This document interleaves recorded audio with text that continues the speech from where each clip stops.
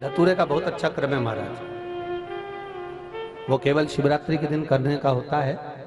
कहते हैं जिसका व्यापार ना चले, व्यवसाय ना चल रहा हो, बहुत ज्यादा कष्ट में जीवन निकल रहा हो और बहुत ही ज्यादा तकलीफ हो रही हो, तो धतूरे को हल्दी में डुबोकर शंकर भगवान को शिवरात्रि के दिन रात को 12 बजे समर्पित करें।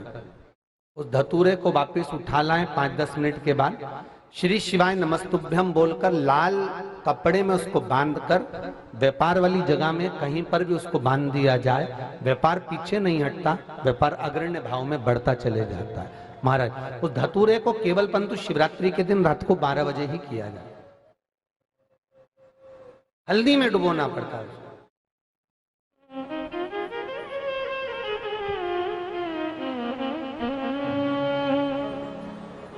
यही प्रमाण एक क्रम में और है महाराज जी। लिंग पुराण कहती है, मान लो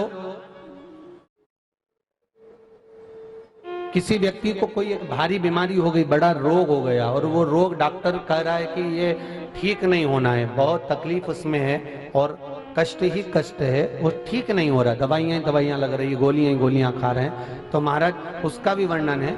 7 धतूरे, कितने धतूरे लेना है? 7 धतूरे। कोई सी भी शिवरात्रि से मतलब महीने में एक बार शिवरात्रि आती है, प्रत्येक महीने आती है। किसी भी शिवरात्रि के दिन 7 धतूरे लेकर, एक धतूरे में मौली, लच्छा, नाड़ा लपेटकर चंद्रमौली भगवान का स्मरण कर उस मौली को लपेटकर 6 धतूरे में हल्दी लगाकर शंकर भगवान की जो जलाधारी है, जलाधारी में आपको पहले भी वर्णन किया है, शंकर भगवान का ये शिवलिंग है, ये जलाधारी है, ये भगवान का जल निकलने का स्त्रोत, चरणारविंद का भाव। शिवलिंग जहां रखा हुआ है ये पार्वती जी का हस्त कमल है, जो ये गोल भाग है ये पार्वती का हस्त कमल है, जहां शिवलिंग रखा है। जहां से जल नीचे गिरता है उसके सीधे भाग में श्री गणेश जी महाराज का स्थान है, उसके उल्टे भाग में श्री कार्तिकेय जी का स्थान है। जलाधारी के सामने एक मोटी सी लाइन होती है, कहीं सांप बना होता है, कहीं स्थान बना होता है। जो मोटी सी लाइन है ये शंकर भगवान की सबसे छोटी लड़की अशोक सुंदरी का स्थान है। जलाधारी के ऊपर जो 3 टेकी लगी है ये भृगु ऋषि का, भृंगी गण का स्थान है। इसके ऊपर जो कलश है, कलश में जो पानी भरा जाता है, वो पानी जो बूंद बूंद नीचे गिरता है, ये शंकर भगवान की 5 लड़कियों का स्थान है। जया, विषहरा, सामरीबारी, धोतली और देव, ये 5 लड़कियों का स्थान है। शंकर भगवान का संपूर्ण परिवार शिवलिंग के सामने से, जहां से जल चालू होता है गिरने के लिए नीचे की ओर जब जल जाता है, उस स्थान पर भगवान शंकर के सारे गणों का स्थान है। फिर जब जल बहकर सामने की ओर जाता है, जितनी दूर तक जल जाता है उतनी दूर तक भगवान शंकर के उस जल भाग को ग्रहण करने के लिए 33 कोटि देवताओं का स्थान है। इसलिए उस जल को हम लांघते नहीं है, क्योंकि वहां 33 कोटि देवता विराजमान रहते हैं महाराज।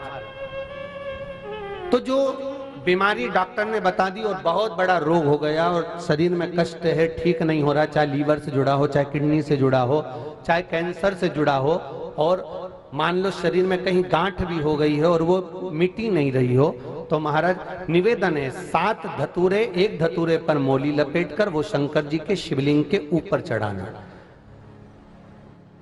6 धतूरे, उसमें से एक धतूरा भगवान श्री गणेश जी का स्थान, दूसरा धतूरा श्री कार्तिकेय जी का स्थान, तीसरा धतूरा अशोक सुंदरी का स्थान।